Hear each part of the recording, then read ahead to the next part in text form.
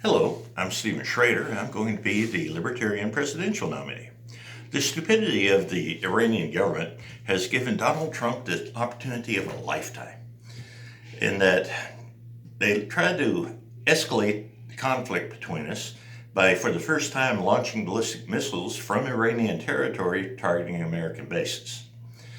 Not only did this prove to be a dud, but they wanted to trigger Trump launching airstrikes in retaliation. And because of that, they had their air defenses on the highest alert. Then a trigger-happy Iranian surface-to-air missile operator shot down a Ukrainian airliner. Now, the Iranians tried to claim that we're the ones that shot it down. However, they almost immediately bulldozed the wreckage and buried it, which they wouldn't have done if it had been us that shot it down. Now, this offers an opportunity because the reason that countries don't target other countries' international airlines is because, well, we all have to fly. And that means that shooting one down could trigger every other country with an international airline turning on you. So Trump, well, if I was president, the primary supporters of Iran are Russia and China, and they want to move in to fill the void after they forced us, the Iranians have forced us to leave the Middle East and South Central China, or Asia.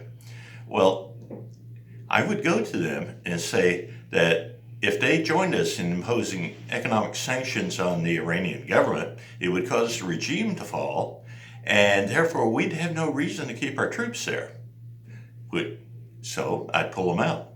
Now, as for letting them fill the void, China was one of the primary supporters for our North Vietnamese opponents in the Vietnam War.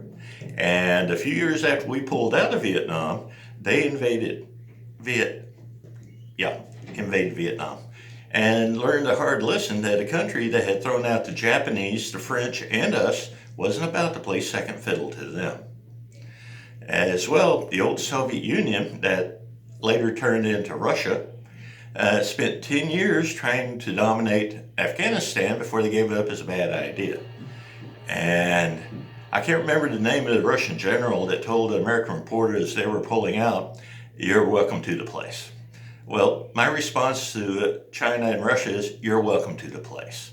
After all, who am I not to take advantage of other people preferring to repeat their history rather than learn from it?